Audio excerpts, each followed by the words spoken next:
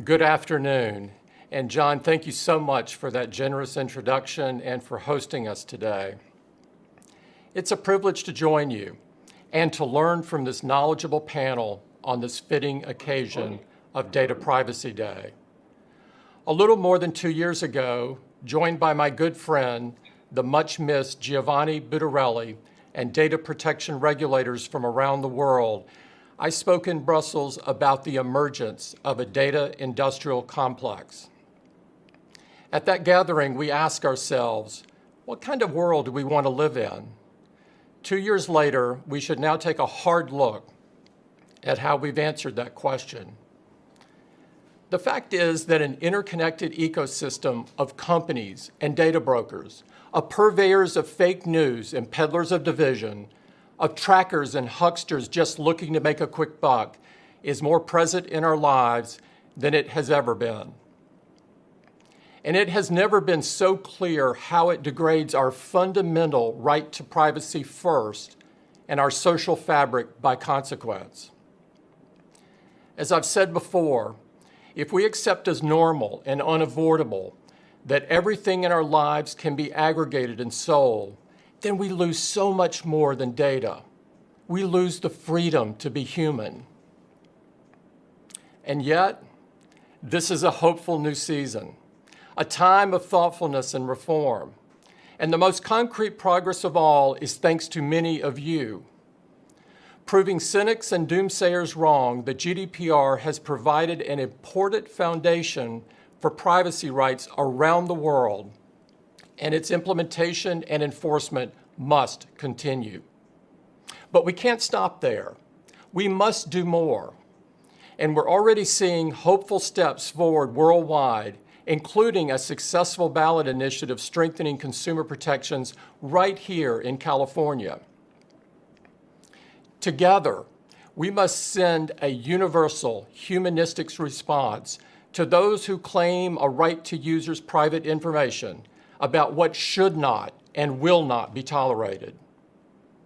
As I said in Brussels 2 years ago, it is certainly time, not only for a comprehensive privacy law here in the United States, but also for worldwide laws and new international agreements that enshrine the principles of data minimization, user knowledge, user access, and data security across the globe. At Apple, spurred on by the leadership of many of you in the privacy community, these have been 2 years of unceasing action. We have worked to not only deepen our own core privacy principles, but to create ripples of positive change across the industry as a whole. We've spoken out time and again for strong encryption without backdoors, recognizing that security is the foundation of privacy. We've set new industry standards for data minimization, user control, and on-device processing for everything from location data to your contacts and photos.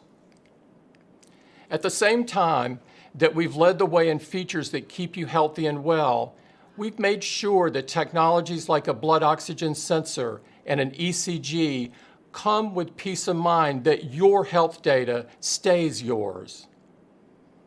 And last but not least, we are deploying powerful new requirements to advance user privacy throughout the App Store ecosystem. The first is a simple but revolutionary idea that we call the privacy nutrition label. Every app, including our own, must share their data collection and privacy practices. Information that the App Store presents in a way every user can understand and act on. The second is called App Tracking Transparency. At its foundation, ATT is about returning control to users, about giving them a say over how their data is handled. Users have asked for this feature for a long time. We have worked closely with developers to give them the time and resources to implement it. And we're passionate about it because we think it has great potential to make things better for everybody. Because ATT responds to a very real issue. Earlier today, we released a new paper called A Day in the Life of Your Data. It tells the story of how apps that we use every day contain an average of 6 trackers. This code often exists to surveil and identify users across apps watching and recording their behavior. In this case, what the user sees is not always what they get. Right now, users may not know whether the apps they use to pass the time, to check in with their friends, or to find a place to eat may in fact be passing on information about the photos they've taken, the people in their contact list, or location data that reflects where they eat, sleep, or pray. As the paper shows, it seems no piece of information is too private or personal to be surveilled, monetized, and aggregated into a 360-degree view of your life. The end result of all of this is that you are no longer the customer. You are the product. When ATT is in full effect, users will have a say over this kind of tracking. Some may well think that sharing this degree of information is worth it for more targeted ads. Many others, I suspect, will not, just as most appreciated it when we built a similar functionality into Safari, limiting web trackers several years ago. We see developing these kinds of privacy-centric features and innovations as a core responsibility of our work. We always have, we always will. The fact is that the debate over ATT is a microcosm of a debate we've been having for a long time, one where our point of view is very clear. Technology does not need vast troves of personal data stitched together across dozens of websites and apps in order to succeed. Advertising existed and thrived for decades without it. And we're here today because the path of least resistance is rarely the path of wisdom. If a business is built on misleading users, on data exploitation, on choices that are no choices at all, then it does not deserve our praise. It deserves reform. We should not look away from the bigger picture.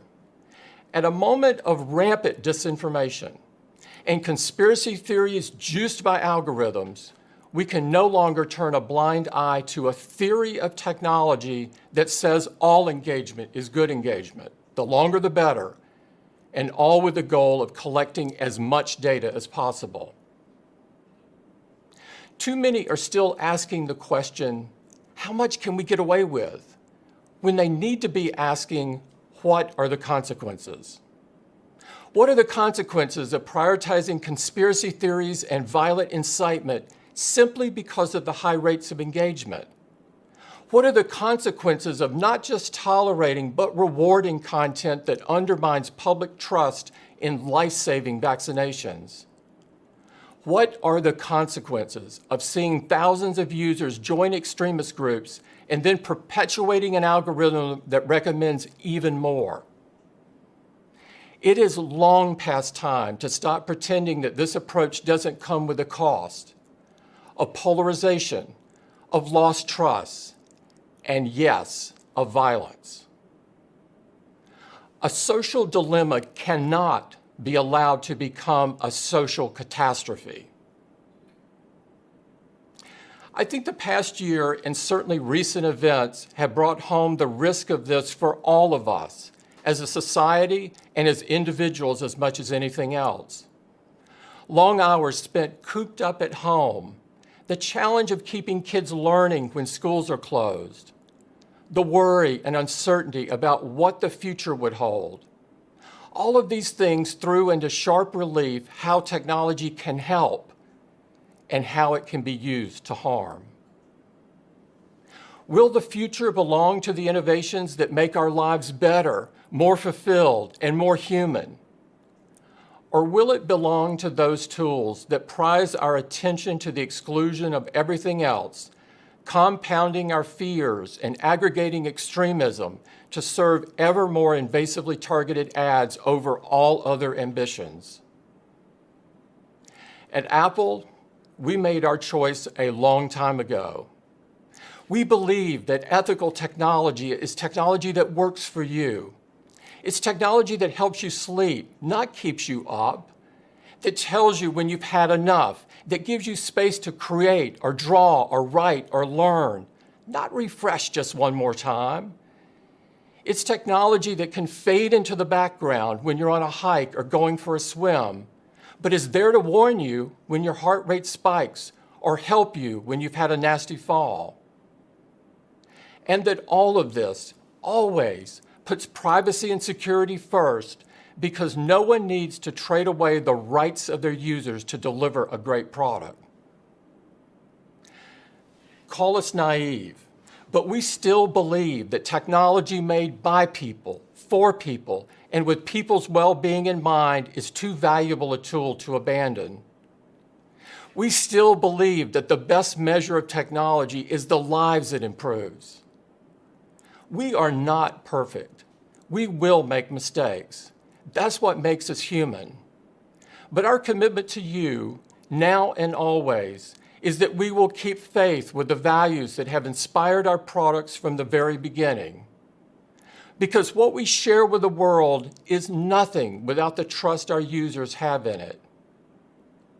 To all of you who have joined us today, please keep pushing us all forward. Keep setting high standards that put privacy first, and take new and necessary steps to reform what is broken. We've made progress together, and we must make more. Because the time is always right to be bold and brave in service of a world where, as Giovanni Butarelli put it, technology serves people and not the other way around. Thank you very much.